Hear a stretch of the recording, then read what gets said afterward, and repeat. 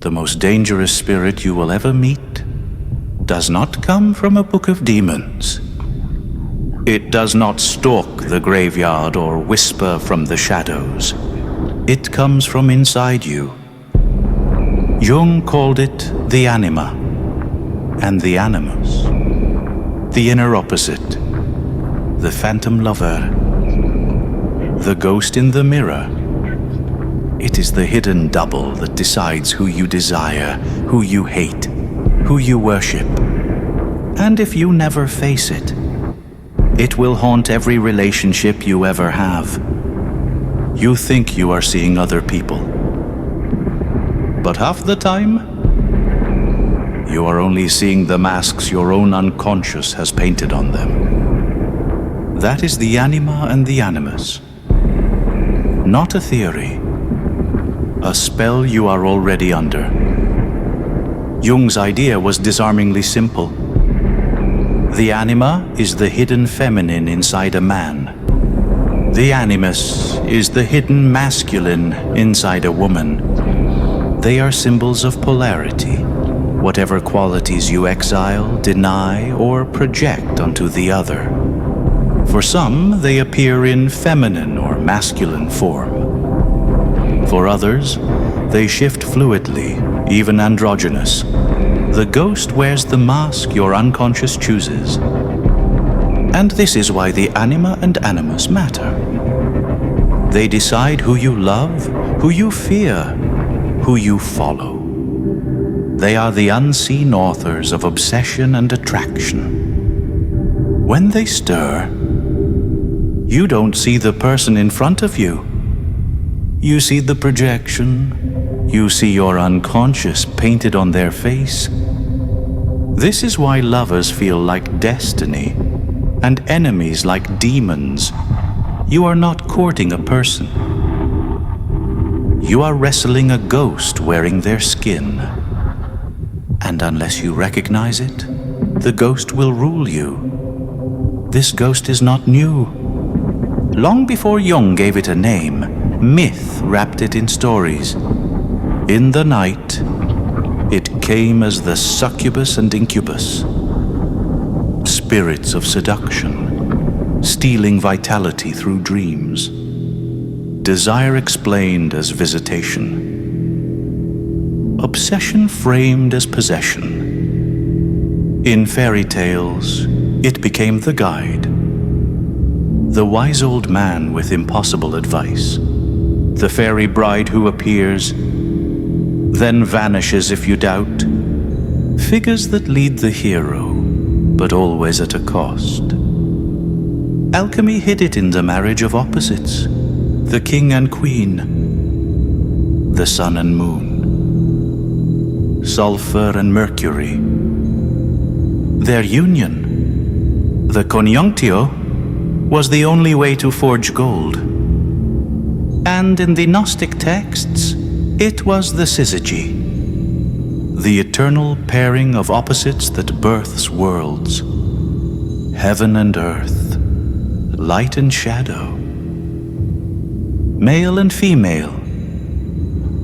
Everywhere you look, the same pattern repeats. The ghost double, the inner consort, the invisible partner who shapes your fate. Jung did not invent the Anima and Animus.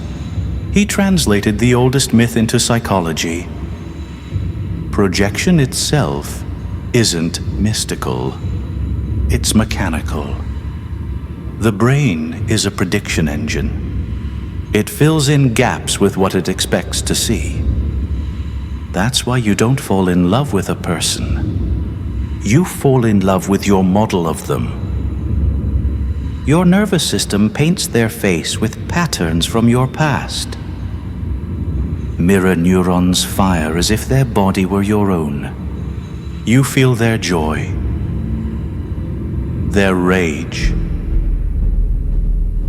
their touch inside your skin. The boundary blurs. Attachment templates do the deeper work. Your first bonds, the soothing mother, the absent father, the unpredictable caregiver, leave blueprints. Later, lovers are forced into those molds.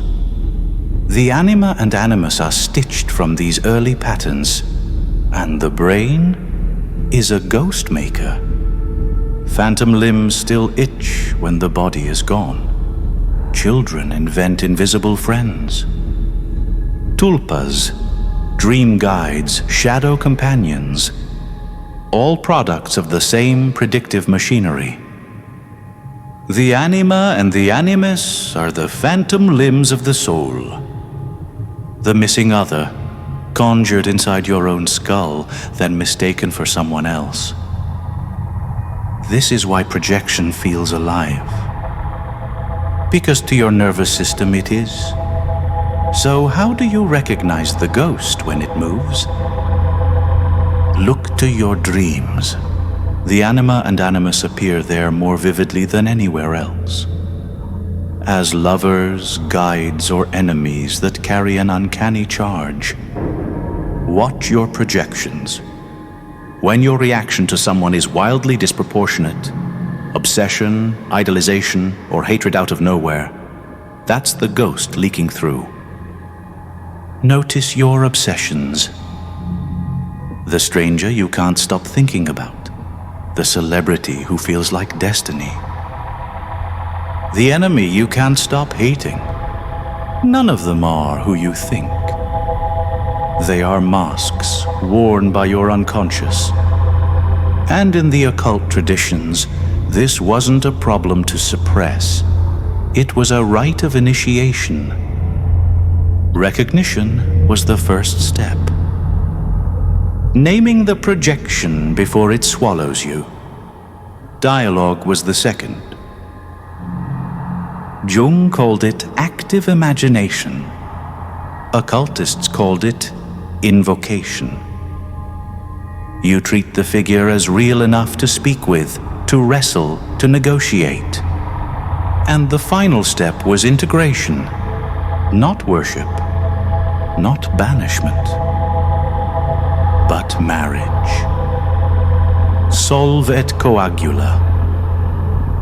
Dissolve the polarity, recombine the opposites, make something whole. The anima and animus are not there to destroy you. They are there to complete you. If you don't meet the ghost inside, you will mistake it for every face outside. Every lover becomes a savior. Every critic becomes a daemon. Every leader becomes a god. This is how cults are born.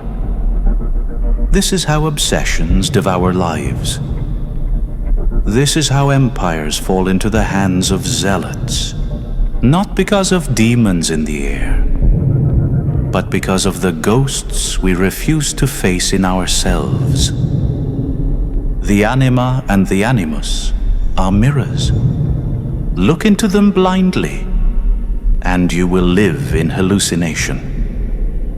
Look into them with awareness, and you will find integration. This is the ancient marriage. The alchemists called it the conjunctio oppositorum, the union of sun and moon, king and queen. Mystics called it the syzygy, the hidden pair that gives birth to the world. Psychologists call it individuation, the slow burning work of becoming whole. But the language doesn't matter. What matters is the act. To stand between opposites without collapsing into either. To hold the tension of contradiction until it becomes light. To become, finally, sovereign. That is the only way to break the spell. And that is the ghost's secret gift. If you face it, you are no longer haunted. So now you know. The anima, the animus, the ghost inside you.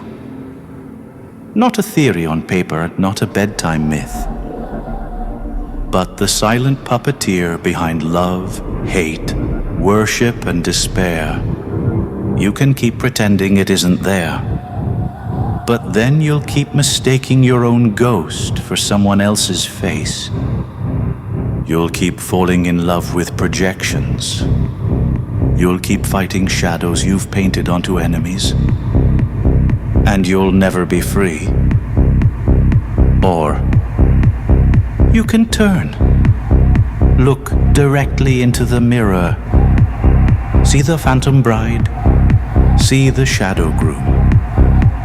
See the guide that speaks in riddles.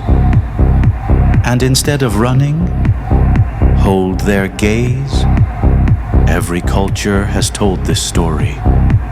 The alchemist's marriage, the mystic's syzygy, the tarot's lover's card, the marriage of sun and moon.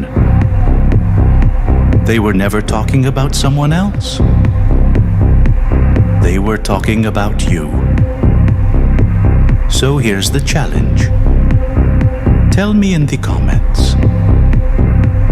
Have you ever felt it? A lover who carried the weight of myth? An enemy who felt bigger than life? A dream figure who left you shaken? That was the Anima. That was the Animus. That was the ghost. Share your story below. Not a line, a full thought. Because this channel doesn't thrive on slogans. It thrives on thinkers who dare to wrestle the ghost. Subscribe if you want to keep stepping into the chamber. This is not a place for certainty. It is a place for paradox. And if you stay here, you will not come away with answers. You will come away with sharper questions and the tools to survive them. Until next time.